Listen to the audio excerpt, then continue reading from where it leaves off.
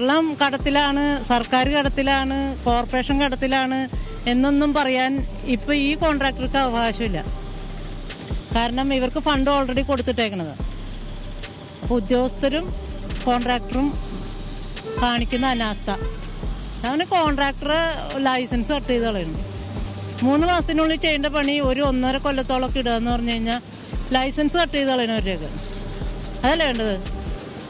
അല്ലാണ്ട് നമ്മൾ ഇവർക്ക് ഫണ്ട് കൊടുത്ത് ഇവരുടെ ഇഷ്ടത്തിന് ചെയ്യാൻ നിൽക്കണമെങ്കിൽ നമ്മൾ അവർക്ക് സർക്കാരിനോ അല്ലെങ്കിൽ ഭരണസമിതിനോ ആരെയും പേടിയില്ല. അതാണ് എനിക്ക് മനസ്സിലാവുന്നത്. അല്ലെങ്കിൽ ഇത്രയും നമ്മൾ അവിടെ ഇരുന്ന് സമരം ചെയ്തു.